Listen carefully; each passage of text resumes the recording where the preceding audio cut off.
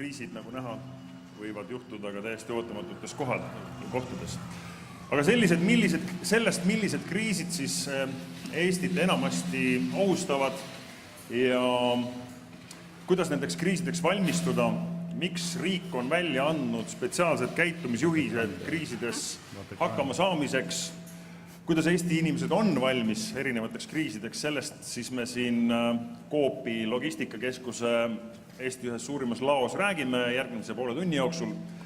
Ja loomulikult ongi kõige mõistlikum alustada sellest, et sõna võtab esimesena Siseministeeriumi asekantsler Viola Murd, kes siis ka ütleb, et miks me siin täpselt Coopi logistikakeskuses täna oleme. Palun, Viola. Tere päevast. Jah, me täna oleme siin selleks, et rääkida kriisideks valmisolekust. Kõigepealt ma pean ütlema, et õnneks on Eesti väga turvaline riik. Meil juhtub väga harva selliseid tõsiseid kriise või katastroofe, kuid sellegi poolest me ei ole olnud nendest puutumata. Me ei tea, milline võiks olla see kriis, mis meid järgmiseks tabab, aga me teame kindlasti, et selle kriisiga saame me paremini hakkama sel juhul, kui me oleme kõik selleks paremini valmistunud. Ja täna me räägime eelkõige siis sellest, mida elanikud ise saavad teha selleks, et kriisideks paremini valmis olla. Kui me mõtleme siin lähiajaloo peale, siis võib-olla kõige ulatuslikum kriis, mis meelde tuleb kohe, oli 2005. aastal Pärnu üleujutus, kus meri tõusis üle kallaste ja 100 inimesed pidid oma kodud jätma. Kahjuks sai seal hukka ka üks inimene. Sealt edasi rohkem võib-olla mäletatakse 2010. aasta lumetormi, mille nimi oli Monika, ja kus samamoodi oli küll ka hulganisti elektrikatkestusi, kuid mida avalikkus teab kõige rohkem selle tõttu, et 100 autod olid maanteel kinni 8 tundi ja ei pääsenud sealt liikuma. Kui me nüüd ajaloos nagu lähemale tuleme, siis eelmisest suvest ilmselt mäletame me kõik Vigipalu tulekahju, kus põles 200 hektarit metsa ja maastikku. Eestis läks väga hästi, Päästeamet sai selle sündmusega väga hästi hakkama, koos partneritega lahendati olukord hästi ära ja meil ei olnud kannatanuid. Kõikidel riikidel see nii hästi ei läinud, Kreekas oli minu teada isegi 90 hukkunut, raske oli olukord ka Rootsis ja teistes riikides. Et Eestit võib-olla iseloomustabki kõige rohkem see, et meil on sellised rasked ilmastikuolud, mis võivad põhjustada erinevaid hädaolukordi. Kui me nüüd ajaloos veel lähemale tuleme, siis käesoleva aasta jaanuaris tabas Saaremaad elektrikatkestus, mis sai alguse tehnilisest rikkest. Sellest räägib Madis kohe ka lähemalt, aga 13 000 majapidamist oli ilma elektrita. Õnneks küll ainult 3,5 tundi, kuid see sündmus tõi väga hästi esile selle, et kui sõltuvad me tegelikult täna oleme erinevatest teenustest. Et kõik see kokku näitabki seda, et rasked ilmastikuolud järjest sagenevad ja inimesed on järjest enam sõltuvad erinevatest teenustest, eelkõige elektrist, aga vesi, kanalisatsioon, side ja nii edasi. Kui me arvame, et need kliimamuutused Eestit ei mõjuta, siis me eksime. Keskkonnaagentuur on teinud väga põhjalikud uuringud ja analüüsinud ka seda, et kuidas siis need erinevad ilmastikuolud lähiajal Eestis, milliseks nad kujunevad. Ja tõepoolest, et nagu terves maailmas ja mujal Euroopas, nii ka Eestit puudutavad rasked ilmastikuolud edaspidi järjest sagedamini. Meie mõistes tähendab see eelkõige torme nii suvel kui talvel, põuasemaid suvesid ja ka üleujutuse risk on oluliselt kasvanud. Ja selle tõttu ongi mõned aastad tagasi tegelikult tulnud kokku elanikkonnakaitse rakkerühm, kes on siis pannud kokku materjali, kuidas paremini kriisideks valmistuda. Ja sellest me siis täna siin räägimegi. Aga enne veel, kui me lähme täpsemalt siis kodulehekülje ja käsiraamatu juurde ja räägime ka naiskodukaitsjate koostatud äpist, annan ma sõna Päästeameti peadirektorile Kuno Tammerole, kes on isiklikult osalenud, ma arvan, enamustes viimase 25 aasta jooksul toimunud kriisides ja kes oskab väga selgelt ka siis sõnastada seda, kuivõrd on Eesti inimene ette valmistunud erinevateks kriisideks ja mida näitavad uuringud, mida Päästeamet on viimaste aastate jooksul korduvalt läbi viinud? Tervist ka siis minu poolt. Et tõesti, mul on Päästeametist tööstaaž 26 aastat, ma olen enamus aja just tegelenud päästetöödega ja näiteks ka see sama Moonika lumetorm, ma olen olnud selle sündmuse üle-eestiline päästetööd juht, nii et seda tunnetust, kuidas ühelt poolt riigiasutused saavad hakkama, aga teisalt ka see, et kui valmis on inimesed, ma arvan, on päris hea olemas. Et üks väga lihtne põhimõte eelkõige minu poolt on see, et minu käest väga sagedasti küsitakse, et kus see turvalisus tuleb või et kes selle turvalisus Eesti riigis tagab.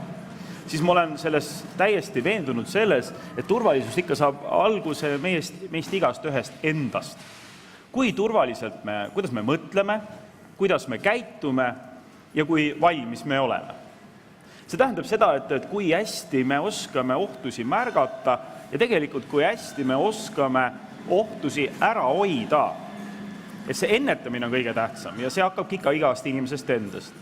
Aga siis, kui ka see õnnetus on käes, siis küsimus on kindlasti hästi oluline, et ma oskaksin õigesti käituda ja et ka ma oleksin võimalikult hästi valmis.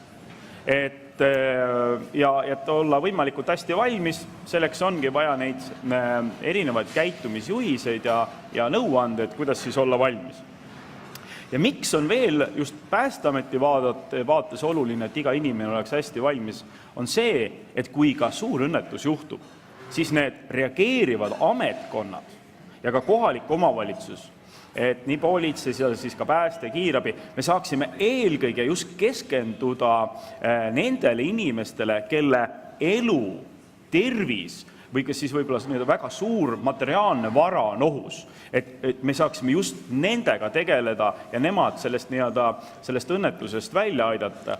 Ja need teised inimesed, kes on hästi valmistunud, saavad ise hästi hakkama. Aga me olemegi teinud uuringud ja uuringud näitavad mida? Et 92% Eesti elanikust arvab, et me saavad kriisi puhul hästi hakkama.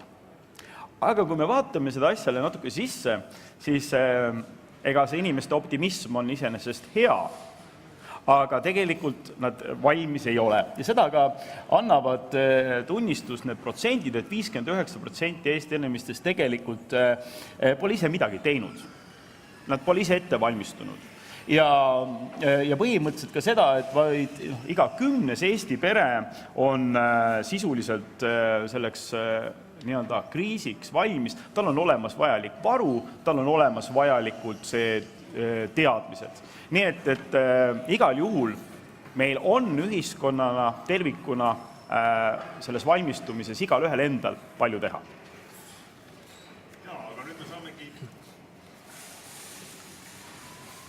Nüüd me saamegi minna siis konkreetselt nende juhiste juurde, mille riik on tänaseks Siseministeeriumi eestvedamisel välja töötanud ja Viola tagasi sõna sulle. Et mis siis täpselt, millistel platvormidel ja millistest kriisidest? Jah, et meil on valminud nüüd trükis käitumisjuhistest kriisiolukordadeks. Lisaks sellele on ka veebileht www.kriis.ee. Kõik see materjal on saadaval eesti, vene ja inglise keeles. Lisaks sellele on need trükised saadetud kõikidele raamatukogudele ja lähiajal peaksid jõudma ka kõikidesse koolidesse. Et riigi poolt on mitmeid tegevusi, mida siis tehakse selleks, et kriisideks paremini valmis olla. Ja elanikkonna kaitse tegelikult seda tähendabki, et ühelt poolt inimeste enda iseseisev hakkama saamine ja teiselt poolt siis see, mida saavad teha riigiasutused selleks, et kriisideks paremini valmis olla. Lisaks kohalikud omavalitsused ja ettevõtted, et täna siin me räägime elanikkonna iseseisvast hakkama saamisest. Ja need soovitused ongi selle jaoks, et meil oleks järjest rohkem neid inimesi, kes elavad kriisi iseseisvalt üle ja veelgi parem võib-olla oskavad ka teisi aidata. Ma ise tulen samamoodi Päästeametist, oleme Kunoga koos mitmeid kriise lahendanud ja ma ütleksin, et see kriisideks valmisolek on täpselt sama, nagu me võime paralleeli tuua näiteks tuleohutusega.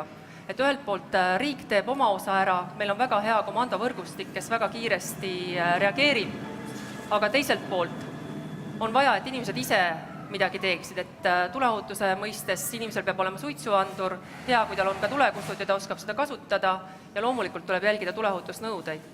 Täpselt sama on kriisideks valmisolekuga, et riik teeb oma osa ära, aga selleks, et päriselt kriisiolukorras me võiksime olla veendunud, et neid abivajajaid on vähem ja rohkem on neid inimesi, kellega me saame arvestada, et nad saavad iseseisvalt hakkama ja suudavad aidata teisi, seda enam siis saavad erinevad reageerivad asutused kriisidele keskenduda ja me tuleme sellest olukorrast paremini välja. Käime selle korra üle. Käsiraamat, mis läheb siis raamatukogudele, koolidele, lisaks kodulehekülg kriis.ee ja on ka veel üks asi. Naiskodukaitse äpp. Jaa, et Naiskodukaitse äpist on juba Naiskodukaitse varasemalt rääkinud ja see on väga hea, et ma soovitan kõigil see äpp alla laadida.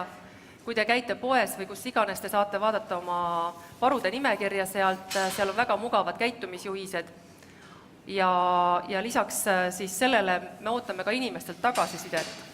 Et kui te tahate midagi selle kohta lisada, nende materjalide kohta, mis meil on, või tahate jagada oma kogemusi, teada anda, mida te olete teinud, siis on hashtag ole valmis, et me oleme selle hea slogani Naiskodukaitselt laenanud. Ja et inimesed jagaksid neid nippe, kuidas paremini ohuolukordadega hakkama saada. Lisaks veel, et kui see käsiraamat on paberkandjal selline kindel ja jääv, tõenäoliselt mingi hetk tuleb ka uudistrükk, siis kodulehekülg ei ole päris see sama ümbertrükk, seal on lisad, pluss see muutub. Ja koduleheküljel on rohkem informatsiooni ja seal on lisaks ka näiteid praktilisest elust, et inimesed, kes on ise kriisi üle elanud, et kindlasti kõige paremad eksperdid, kõige paremini oskavad juhendada kriisidega hakkama saamist need inimesed, kes on ise midagi üle elanud. Inimesed, kes on elanud üle Pärnu üleujutuse, inimesed, kes on tulnud toime pikkade elektrikatkestustega, oskavad paremini neid näpunäiteid anda ja seal koduleheküljel võib neid lugusid lugeda. Ja kindlasti ka välismaal, et on ju kokku puutunud selle kriisidega. Just. Aga siin ongi hea põhjus üle anda sõna Majandus- ja Kommunikatsiooniministeeriumi nõunikule Elari Kasemetsale, sest ka seesama käsiraamat, ka seesama kodulehekülg algab ennekõike juhistega, mida teha siis, kui katkevad elutähtsad teenused, ehk et mis juhtub siis, kui 13 000 perekonda Kuressaares ja selle ümbruses peaks jälle jääma elektrita.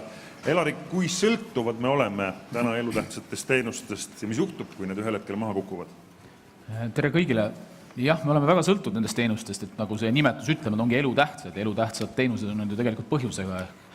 Ehk üks pool ongi see, et need teenused aitavad meil tagada meie igapäevase ühiskonna toimimise. Me oleme soojas, me saame autoga sõita, me tarbime sideteenused ja nii edasi, ja nii edasi, ja nii edasi. Teise poole pealt on need teenused olulised ka kõikide muude, nii teiste elutähtsate teenuste kui mis tahes muude oluliste teenuste toimimiseks.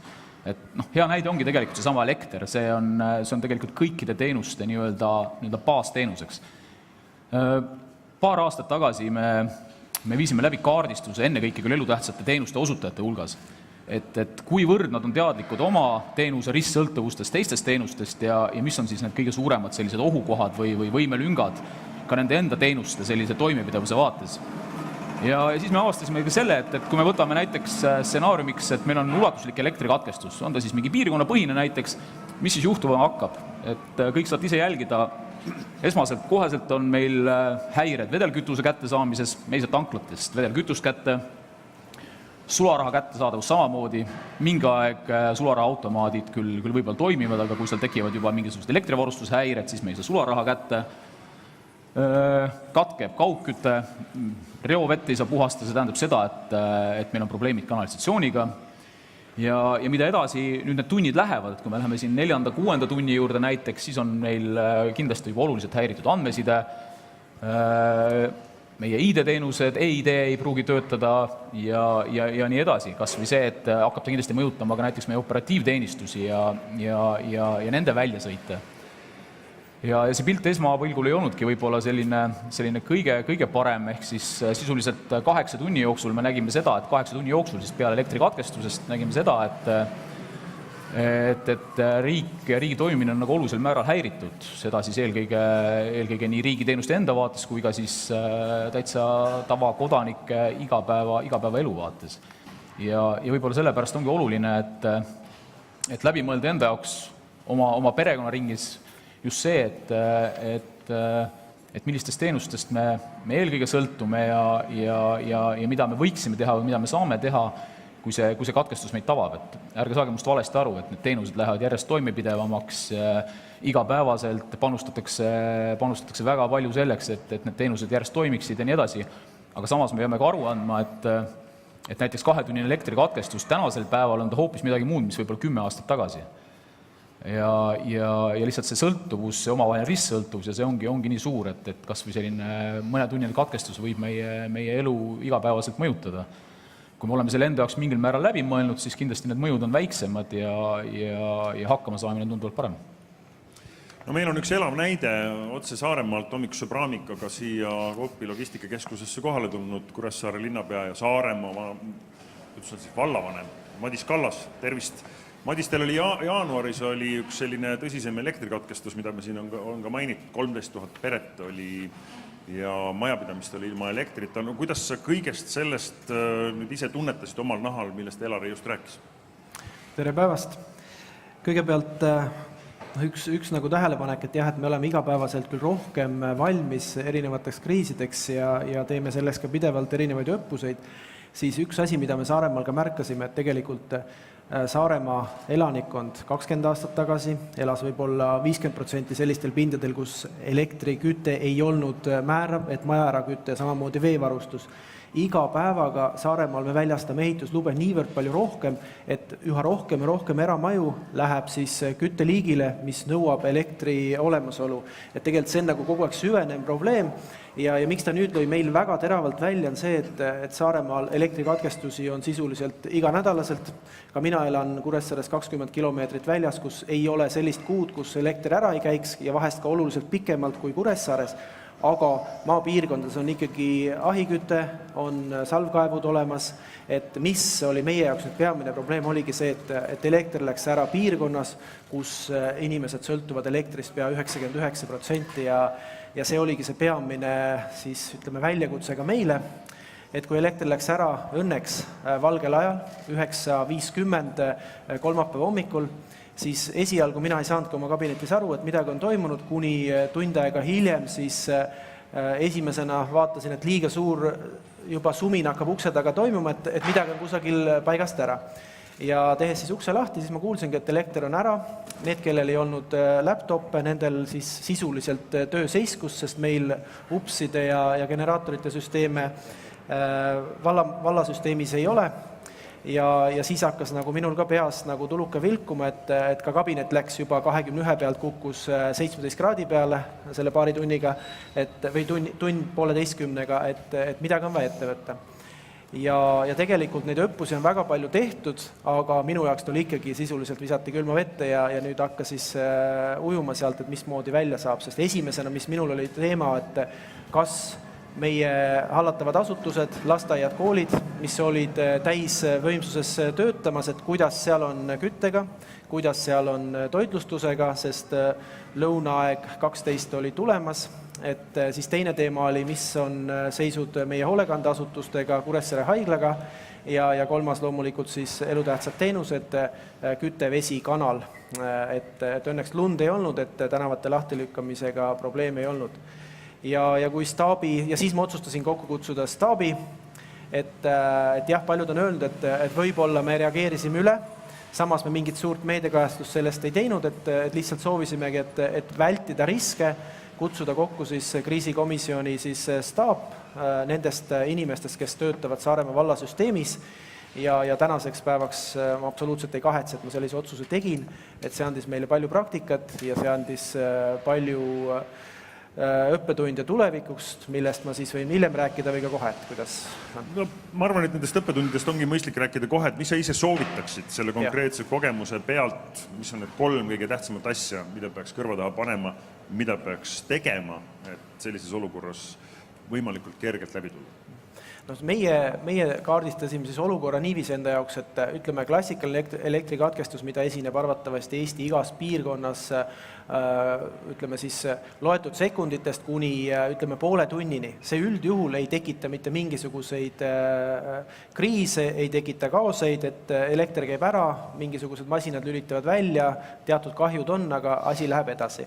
Et mis meie nagu enda jaoks ära kaardistasime, oli just see, et elektrikatkestus lühiajaline, siis mis me sellisel puhul peame tegema, sisuliselt kohalik omavalitsus ja kriisikomisjon ei pea veel midagi tegema. Järgmine tasand on siis elektrikatkestus, ongi selline 1 kuni 5 tundi, mis me sellisel puhul peame tegema ja siis juba üle selle minevad elektrikatkestused. Ja tänasel päeval me teame väga täpselt, mida me peame tegema siis, kui elektrikatkestus on vähem kui 5 tundi, ehk meil on vaja saada siis ülevaade, mis vallas toimub, ehk kuidas toimib side. Selles osas oleme alustanud läbirääkimisi siis kohalike raadiojaamadega, et kuidas tagada sellistele olukordades siis side jätkumise, sest meil oli põhiprobleem oli see, jah, tore on küll, kirjutaks e-mailid või helistaks, aga sel hetkel hakkas juba ära minema interneti, levi oli niikuinii maas ja lisaks läks ära siis ka sidelevi paljudel operaatoritel. Et esimene, kuidas saada ühendust teistega, on vaja ära lahendada. Siis teine teema, et õnneks oli õues -2 kraadi, väga kiiresti hooned ei jahtunud, et kuidas tagada see, et teatud olulised asutused ja teatud olulised sõlmed siis kogu valla süsteemis, et need ei kukuks kokku, ei külmuks ära või midagi sarnast. Ehk meil on vaja hoida töös siis soojuse, veevärgi ja Kuressaare haigla generaatoreid. Selleks on vaja diislit, bensiini.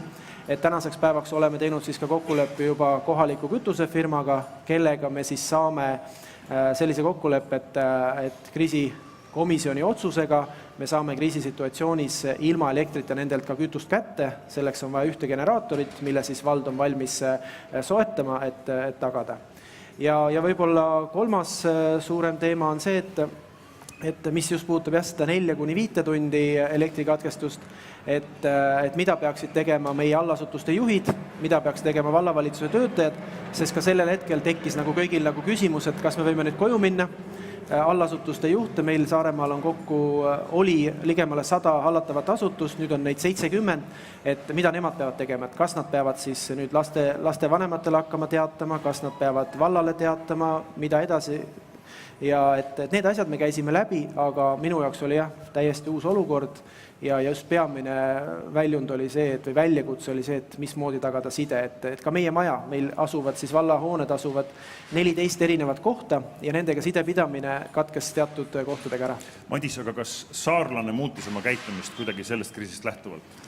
Said sa mingit tagasisidet, et jah, näed, keegi läks ja ostis paki tatart lisaks? Sellisel kujul ma arvan, et mitte veel päris, et kindlasti tegid omad järeldused just suured asutused ja ka Saaremaa vald, aga ma kardan, et inimesteni see sellisel kujul kohal ei jõudnud ja siis nemad on harjunud, et elekter käib ära, nemad ei tunnetanud ka seda kriisi sellisena, nagu mina tunnetasin, et ma kardan, et ei ole selliseid järeldusi veel tehtud. No selleks, et tajuda, kuidas inimesed on oma käitumist muutnud, võib-olla anname sõna tagasi Kuunole, sest ega riik ei piirdu sellega, et antakse välja nüüd need samad kastid, mida selle näete, kodulehekülge käsiraamat, vaid tegelikult seda teavitustööd on tehtud aastaid ja ennekõike on see raskus olnud Päästeameti õlgadel, kes on käinud nii kodukülastustel, maapäevadel, suvepäevadel, koolides, lasteaedades, nii Politseiameti kui ka Terviseametiga, erinevaid üritusi, õppusi, ennetusprojekte on tehtud küll ja veel ja need kõik jätkuvad. Aga Kuuno, kuidas siis on? Kas olete näinud, et aastate jooksul teadlikkuse tõstmisest on saanud ka käitumise muutumine? Eks meil on seda teadmist olemas, aga võib-olla natukene ka räägin seda hästi lühidalt, mida Päästeamet on teinud ja ma rõhutan seda, et siin ei ole Päästeamet mitte üksi teinud, vaid siin on väga paljud osapooled, partnerasutused, kohalikud omavalitsused ja nii edasi, et eks me oleme aina rohkem nagu liikunud Päästeametigana sinna elanikkonnakaitse asutuse poolele, et see ongi eelkõige seda, et anda inimestele siis infot, anda inimestele siis nõu ja vajadusel ka abi ja ka kohalikule omavalitsustele, et kuidas olla ikkagi paremini valmis. ja veel küll, nagu, mida ma tahaksin üle rääkida, milline on riiklik valmisolek üldse, siis et kindlasti teadmiseks, et on olemas Vabariigi Valitsuse kriisikomisjon, kes tegeleb selliste küsimustega, on 4 regionaalset kriisikomisjoni, mida siis juhib päästeasutuse keskuse juht ja kus siis on nii-öelda olulised partnerid seal juures ja kindlasti ka kohalike omavalitsuste kriisikomisjonid, kes nii-öelda tegelevad selle valmidusega, et ühesõnaga, et see riik ja kohalik omavalitsus nii-öelda kogu aeg selle küsimusega tegeleb.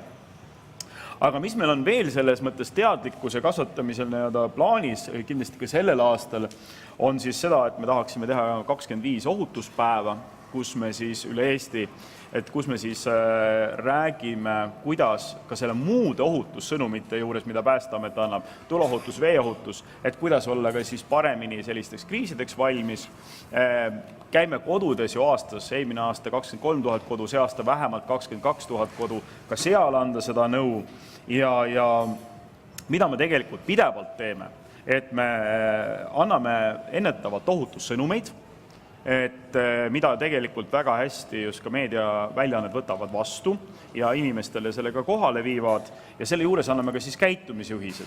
Olgu see siis, kui on mingi suur torm tulemas, on see mingisugune väga hea näide, eelmine suvi, meil oli väga kuum, kuulutasime Päästeametis üle-eestiliselt siis välja suure tuleohuga aja, andsime need põhisõnumid inimestele.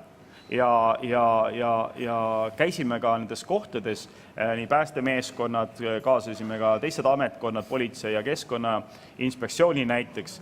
Ja tegelikult need ohutussõnumid võeti hästi vastu. Eestis oli ainult eelmine aasta üks suurem sündmus, ütleme siis selline väga suur metsatulekahju. Samal ajal Rootsis ja Norra olid väga keerulises situatsioonis. See tähendab seda, et ka need tegevused on minu meelest hästi tähtsad ja siin on ka tegelikult väga tähtis roll ka meedia poole pealt, et need sõnumid kohale viia.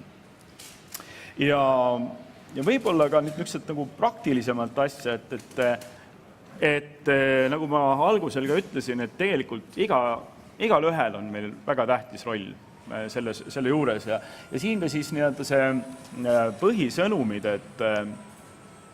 et ikkagi küsimus on see, et kuidas ma saan siis ise hakkama, et ma teeksin täpselt selgeks, kuidas ma siis, kui ei ole elektrit, kui ei ole vett, kui need asjad ei toimi ja milline varu mul peaks kodus olema.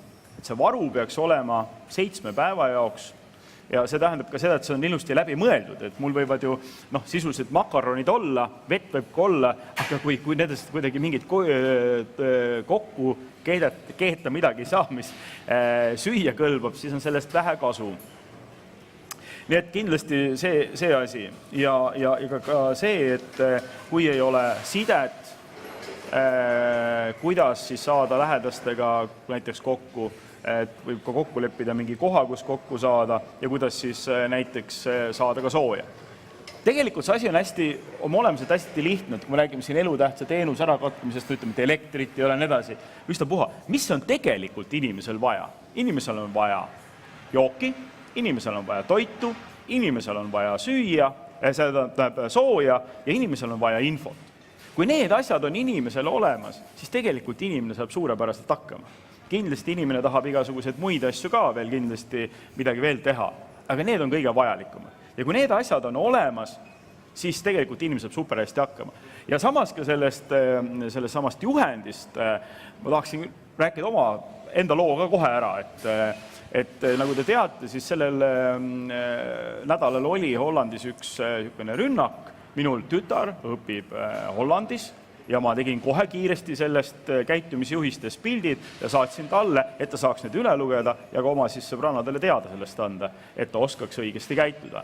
Nii et nii lihtne see ongi, et loe see juhend läbi ja võta sellest õppust ja käitu vastavalt. Ma võib-olla lisaksin Kuunole kohe, et kui sa ise oled hakkama saanud, oma pere asjad läbi mõelnud, siis mida me tegelikult ootame on see, et igas korteriühistus, igas külaseltsis, igas linnaosa seltsis tekiks selline eestvedaja, kes mõtleks need asjad läbi ka suurema seltskonna mõttes, et mõndasid asju on mõistlik lihtsalt koos teha. ja mõistlik on üksteist tunda, üksteist teada ja näiteks võib mõelda selle peale, et kas on mõtet endale soetada generaator korteriühistu peale või mingid muud sellised asjad. Et mina ise elan Põhja-Tallinnas ja selle tõttu ma selle korteri niimoodi valisingi, et ma saaksin kohe korda teha ahjud ja et mul oleks hoida kusagil varusid. Aga eelmise aasta lõpus oli üks elektrikatkestus ka Põhja-Tallinnas, mis tõi väga hästi välja selle, et need uued targad majad elektrikatkestuse korral võivad osutuda erakordselt rumalateks. Et kui inimesed ei ole läbi mõelnud seda, kuidas su uksed töötavad ka ilma elektrita või kuidas oma autot saad tõkkepuude alt kätte, või seesama Saaremaa juhtum, et kui me näiteks elektrikatkestuse ajal saadame lapsed koju, siis kas nad ka koju sisse pääsevad.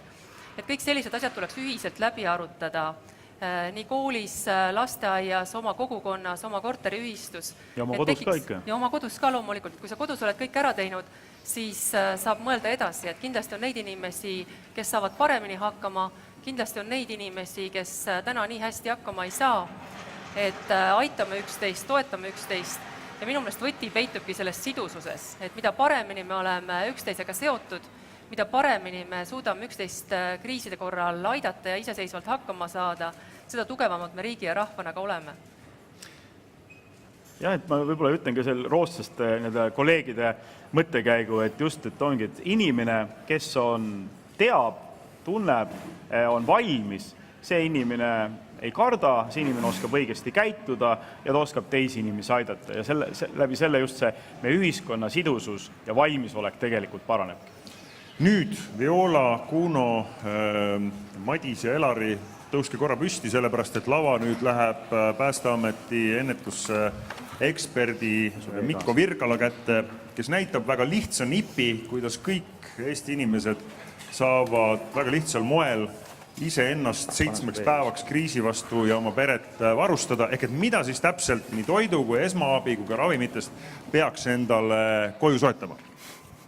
Nüüd meie peaesinejad Madis, Elari, Kuno, Viola, et tulge kenasti, jalutage veel korra siia, sellepärast et kui nüüd on siit saalist küsimusi, siis tõstke aga käsi, andke aga märku ja ma annan kohe teile mikrofoni selleks, et te saaksite küsimuse esitada. Üks hetk.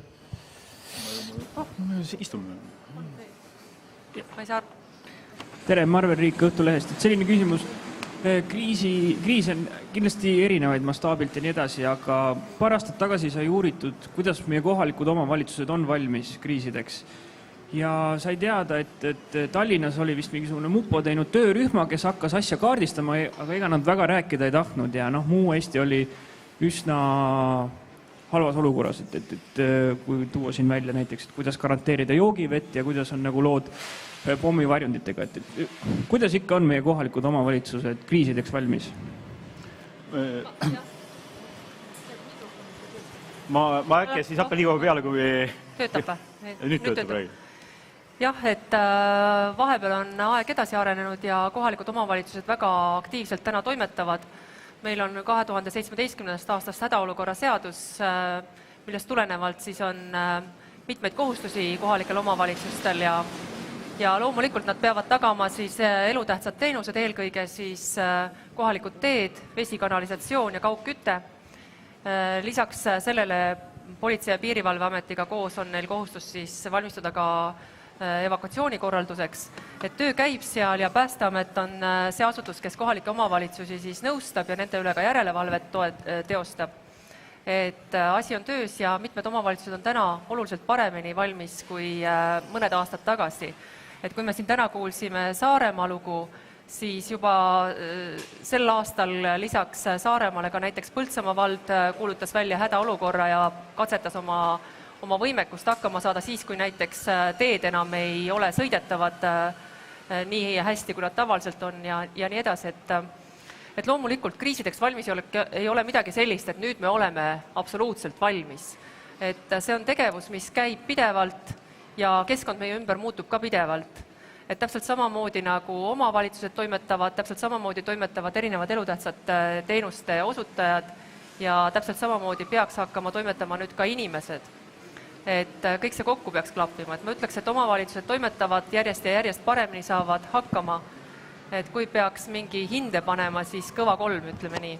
Et ma tegelikult ütles ka siit omalt poolt, et kuna tõesti Päästeamet teostab kohalike omavalitsuste üle järelevalvet ühelt poolt, aga tegelikult, mis on kõige tähtsam, et me anname nõu kohalikele omavalitsustele, siis see kohalike omavalitsuse see võimekus üldse aru saada riskidest, ohtudest ja siis luua neid vastutegevusi või neid siis ohte, riske minimaliseerida ja luua valmisolekut, näiteks ka seda oma kriisikomisjonid edasi, on kindlasti kohalike omavalitsuste reformiga ehk nende liitumisega on see olukord läinud paremaks, sest kohalikud omavalitsused on suuremad, tugevamad, neil on rohkem ressurssi. Ja kindlasti, te ütlesite Tallinna osas, et on mingi ebaselgus, siis ma kindlasti ütlen, et Tallinnas on väga pikalt ja väga süsteemselt tegelikult kriisiks valmisolekuga, seal on kriisikomisjon, eraldi veel tegeletakse raskete ilmastikuolude, kui on rasked ilmastikuolud, nende küsimustega tegeletakse. Ja näiteks väga lihtne näide, et miks osadel nendel Tallinna suurtel tõusudel on alati ilusti hästi palju soola pandud, sealt on õpitud ka ühest konkreetsest kriisist. Et kui oli Tallinna linn hästi palju tuli lund maha, siis tehti sellest väga selged järeldused ja nõuti lepingupartneritelt, et need Narvamägi ja kõik muu, need tehaksegi puhtaks. Ja nüüd ei ole seda kriisi seal, seda ummikut tekkinud enam. Ma veel korraks peatuksin sellele, et mis puudutab kohalike omavalitsuste hakkama saamist näiteks evakuatsiooniga, siis tänase teema juurde tulles selleks, et omavalitsused saaksid paremini päris ohukorral inimesi evakueerida, selleks on väga konkreetsed asjad, mida inimesed ise peaksid ära tegema. Ehk et sul peaks olema teada, mis sa kaasa võtad, kus su dokumendid on, sa peaksid olema võimeline ise eelkõige siis sellest ohupiirkonnast eemale liikuma, ehk et su autopaak peaks täis olema. Et selleks, et omavalitsus saaks näiteks evakuatsiooniga hästi hakkama saada, selleks on vaja, et inimesed ka mingid asjad ära teeksid. Ja ma täpsustaks sama, mida Kuno juba ütles tegelikult, et peale haldusreformi on ka näiteks Saaremaal konkreetselt kohalikus omavalitsuses tööl inimene, kellel on see tööülesanne siis kriiside ennetamisega, erinevate kriisiplaanidega ja selliste teemadega tegelemine, et ennem ühinemist 12 omavalitsusel, isegi Kuressaare linnal sellist ametnikku ei olnud igapäevaselt ametis, et ka see kindlasti nagu julgustab vaatama kriisidele julgemalt vastu. Kohalik omavalitsus vaatas mitte. Kas on veel küsimusi? Palun, Postimees. Andres Einman Postimees. Mul üks küsimus tekkis seoses sellega, et soovitus... Küsimus on selline, et soovitus on, et toiduvaru oleks 7 päevaks, aga kust see 7 päeva just täpselt tekib? Vabandust, ei kuulnud hästi. Selleks keegi sõitis tagant mööda ei kuulnud. Et soovitus on, et toiduvaru peaks kriisi jaoks olema 7 päeva, aga miks 7 päeva, kust see 7 päeva tuleb? Et mis saab 8. päeval? Me oleme mõelnud jah, et mis see periood võiks olla ja seal rakkerühmas koostöös lõpuks otsustati, et see 7 päeva võiks olla selline optimaalne aeg, et kui inimene valmistub 7 päevaks, siis on tõenäoline, et ta ei muutugi abivajajaks ja see kriisiolukord saab mööda nii, et inimene ei vajagi abi. Et loomulikult Eesti inimeste valmisolek on väga erinev. Nagu ma enne ütlesin, et siis Soomaa inimesed võivad saada hakkama nädalaid, mõne jaoks on see probleem, et saada hakkama mõned tunnid. Ja kui me seame sihiks, et võiksime saada hakkama vähemalt nädal aega, siis see on selline hea orientiir, mis võimaldab suurendada seda valmisolekut. Et kui sa täna näiteks saad aru, et sul on varud 9 päevaks, siis hakkame vaikselt liikuma, püüa saavutada 2-päevane, 3-päevane tase ja nii edasi. Et kokkuvõttes tegelikult vaadati erinevaid riike, erinevate riikide kogemusi ja ka Eesti kriise. Ja enamus riike, ka Skandinaavia maad liiguvad sinnapoole, et 3 päevalt hakkama saamiselt liigutakse ikkagi 7 päeva juurde. Et see annab sellise kindlustunde, et sa tõepoolest saad ka väga raskete kriisidega hakkama. Kas on veel küsimusi? Palun, üks hetk. Ja, kas mida kuulda? Heliis Nemtsi Delfi toimetus. Minul on selline küsimus, et sellest brošüürist jäi natukene segased sõnumid tulid sealt välja. Nimelt osa sellest soovitab kuskile naabri juurde minna, veeta see kriisiolukord koos, kus on siis turvalisem. Osa brošüürist keskendub sellele, et pigem olla kodus, varjuda sinna ning oodata, kuni siis möödub. Mis siis õige tegevus on? Kas jääda koju või koguneda kuskile? Ma võib-olla seda, see sõltub väga selgelt kriisist. et ütleme näiteks, ja seda siin juhtub ju ka, ikkagi juhtub näiteks, ütleme siinsamas mingisugune suur tulekahju, millest lähtub ohtlik aine või seda mürgisetest siis gaasid, siis annamegi ohuteavituse, jääge koju. Pange uksed, aknad kinni, lülitage ventilatsioon välja, see ongi kõige õigem. Aga tõesti võib olla ka see, et kus on võib-olla see nende pikaajalisem, kus on elutähtsa teenuse katkemine, sul endal ei ole mingisugused võib-olla teatavaid võimalusi ja pole nii hästi ette valmistunud, siis ongi mõistlik võib-olla koopereeruda, et saadagi kokku. Et see ikkagi tuleneb konkreetsest nii-öelda sellest sündmusest, kuidas ühel või teisel juhul on õige käituda. Et igal juhul, kui on ohtlik aine, see suits on õues, siis ei ole mõistlik välja jalutama minna ja minna naabri juurde, vaid tegelikult olla kodus ja oodata siis uut teavitust, et kuna siis see oht möödas on. Ma võib-olla nii palju veel lisan, et oluline ongi lihtsalt läbi mõelda enda pere vaates ja täiesti normaalne ongi see, et mingit riskiga teatud määrani aktsepteeritakse. Enda näitele võin tuua, et ma arvatavasti sellist suurt toiduvaru koju varuma ei hakka, küll ma olen aga läbi mõelnud selle jaoks, et mul vanemad elavad Lõuna-Eestis ja nende talvekartuli ja muu varu peal ma saan seal julgelt oma perega mitu kuud olla. Et ma tean seda, et ma pean vaatama lihtsalt, et mul oleks autol kütus olemas ja et ma saaksin oma pere kuskilt kokku korjata ja sõita näiteks, kui selline pikemaajane kriis on. Et need on täiesti mõistlikud sellised otsused, aga oluline see, et nende peale aegsasti mõeldaks, mitte siis, kui see kriis käes juba on. Ühtlasi peavad ka teed olema siis sõidetavad. No ka teed peavad sõidetavad. Ma ikka arvan, et see toiduvaru väike üks ikka kodus olema. Ei, väike küll. Väike kindlasti on, et see ei ole kohe niimoodi, et kui homme elekter ära kaob, siis mul on pere näljas ja ma ise ka, et kindlasti väike on, aga jällegi jah, see kõik sõltub sellest läbimõtlemisest ja tõesti ongi, et näiteks kui naabrimehel on see generaator olemas oma majas, korteris küll mitte, see oleks korteris ärge generaatorit pange, eks. Aga see ongi täiesti mõistlik, et näiteks naabrimehega ongi kokku leppida, et kui suurem jama on, et siis me tuleme sinu juurde näiteks sooja. Ilmselt küsimus ei ole ja aeg on sealmaal ka, et kordame üle põhiasjad. Kodulehekülg, mis pidevalt täieneb ja saab uusi peatükke juurde. Käsiraamat, mis jõuab kodudesse ja ka tegelikult e-postiga kõikide inimesteni. On ju nii? Just.